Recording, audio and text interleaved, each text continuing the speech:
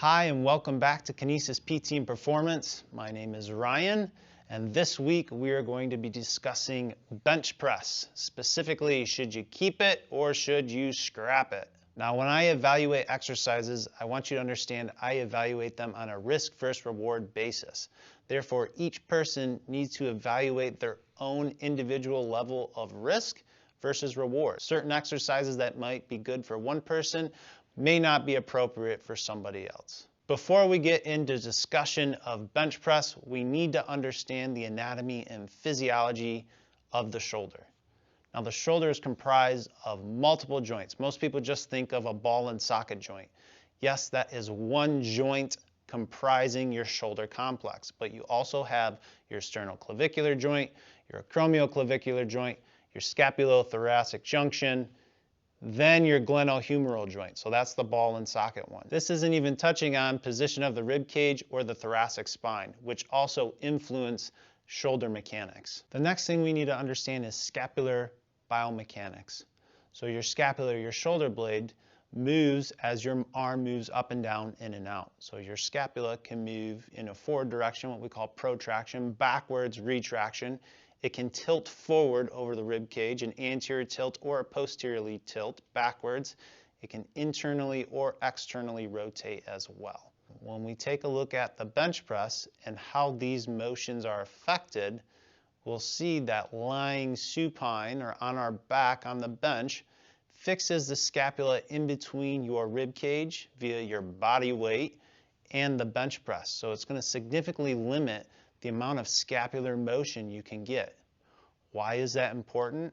Our scapula is designed to move to cradle the ball as you reach up overhead. So as I raise my arm up, my scapula is moving into upward rotation, protraction, a posterior tilt, and external rotation to keep the socket directly lined up with the ball. If you look at this joint, a good way to imagine it is almost a golf ball relative to a tee. So the ball is very large and the tee is very small. So it's really important we have the scapula lined up where it's supposed to be.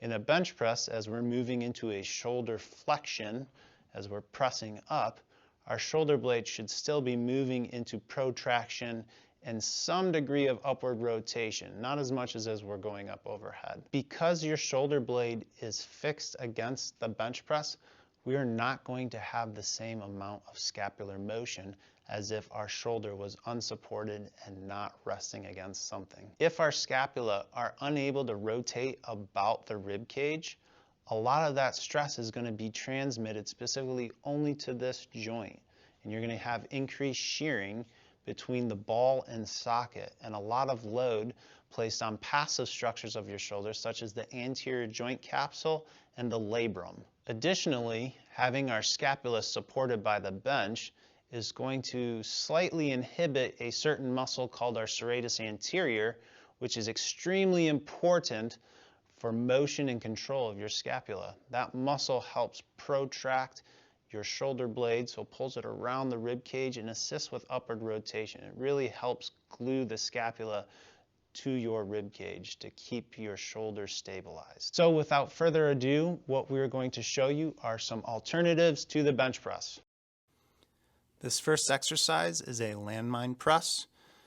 If you do not have access to a landmine holder, you can put the barbell in a corner and throw a towel over the end of the bar to protect it. I like these exercises that incorporate the lower body with pressing or upper extremity motions because in all sports, your legs, your pelvis, your hips, and your core should be the driver of those motions. I don't care if it's shooting a basketball, throwing a baseball, pushing an opponent like in football or blocking. All of these motions should be started with the legs. I also like using unilateral or single arm exercises because it allows for rotation of the T-spine. So here in this rotational landmine press, I'm pressing off my left foot, finishing with my weight shifted onto my right as I rotate through. That spinal rotation is coupled with protraction and retraction of the shoulder blade or your scapula to decrease the stress on the glenohumeral joint. This is a similar exercise to the landmine press. Obviously here I'm doing opposite arm and leg. Now I'm going into ipsilateral arm and leg, meaning same side. There's reasons to do both. You can kind of pick and choose which one you want to do and why you're doing it. I tend to prefer the ipsilateral. It feels a little bit more natural to me as my left leg is coming forward, so is my right arm, similar as running. Here we're showing you a transverse lunge and press with an eccentric D2 flexion. Let me repeat that. A transverse lunge and press to an eccentric D2 flexion. This is a great way to engage your hip external rotators and abductors. In this case, it's on my right leg, as well as my oblique and TA as I'm controlling the rotation back down. For those of you who really want to get onto a bench press to do some sort of pressing, this is a great way to do it. As you see, I'm situating myself so I am half off of the bench. So that bench is running directly down the middle of my spine and the middle of my head. So my left scapula is completely unsupported and uninhibited, or it's not limited in any way by contact with the bench. I'm pressing through the left heel of my foot, and I have my ribs pulled down and in by exhaling and engaging my obliques and transverse abdominis. So we have a nice anti-rotational component here as we're pressing. I typically suggest people use about 40% of the weight they normally do a dumbbell press at. In summary, I am not telling you to do the bench press. I am not telling you to not do bench press. You have to make that decision for yourself. Weigh on a risk versus reward basis. If you're somebody who is looking to develop just raw hypertrophy of your pecs and upper body, a bench press can be a great exercise. It's awesome for bodybuilders. If you're going for that Johnny Bravo look, Hey there, cutie pants. Am I as studly as the statue of David or what? it's going to be fantastic for you.